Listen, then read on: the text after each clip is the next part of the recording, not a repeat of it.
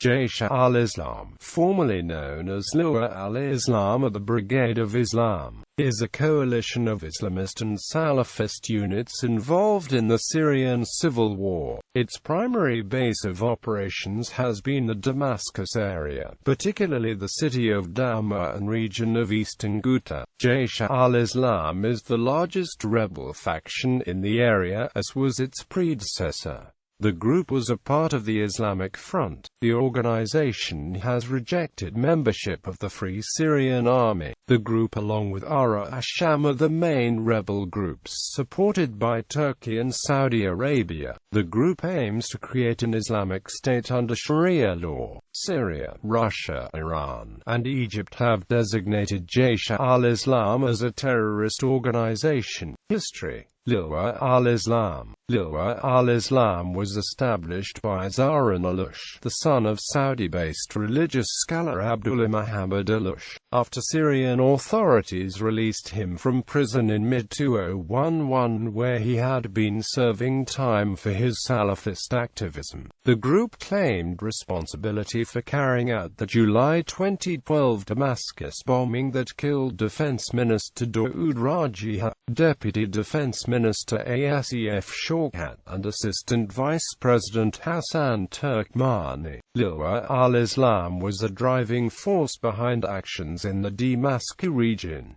It cooperated and conducted joint operations with the Al-Nusra Front. Merger. On 29 September 2013, 50 rebel factions operating mostly around Damascus announced they were merging into a new group called Jaysh al-Islam. Liwa al-Islam was the dominant faction in this merger, and its leader Zaran al-Ush was announced as the leader of Jaysh al-Islam. 38 of the original groups listed as joining the merger were already members of or affiliated with Liwa al-Islam. By November 2013, 60 groups had merged into Jaysh al-Islam, and more than 175 rebel groups around Syria expressed a desire to join it. The new group's creation was said to have been negotiated and spearheaded by Saudi Arabia, who believed that the Al-Nusra Front was gaining too much strength. After the merger, The Guardian reported that Saudi Arabia was preparing to give the group millions of dollars to arm and train its fighters, and use instructors from Pakistan to help train the group. Jaysh al-Islam has criticized the Syrian National Coalition, stating that the group should be led by those who are fighting in Syria rather than leaders in exile. On 26 April 2015, along with other major Aleppo-based groups, they established the Fatah al-Lab Joint Operations Room. Ideology. The Islamic Front criticized ISIS, saying, "They killed the people of Islam and leave the idol worshippers," and they use the verses talking about the disbelievers and implement it on the Muslims. Jaysh al-Islam released a video showing the execution of ISIS members and showed a Jaysh al-Islam Sharia official condemning ISIS as Kawari. In 2013, al-Ush gave a speech attacking the Shiites, whom he called Rafidis, the Alawites and the Zoroastrians, saying, "The Mujahideen of the Levant will cleanse the Levant of the filth of Rafidis and Rafidism. They will cleanse it forever, God willing, till they will cleanse the land of the Levant of the filth of the fire worshippers who fought the religion of God Almighty. The Shia are still despicable and pitiful through history, and I give you the news, O filthy Rafidis.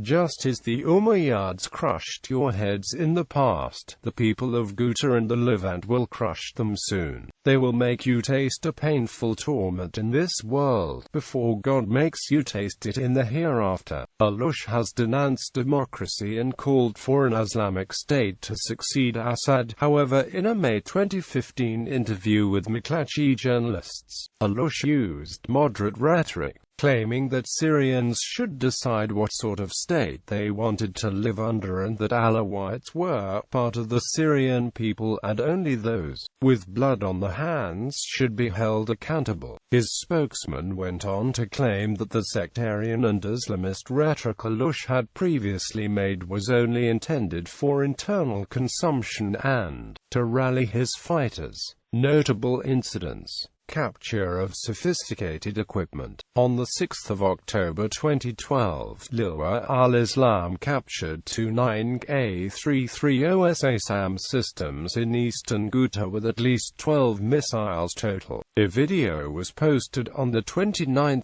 July 2013, with it being used to shoot down a Syrian Mi-8.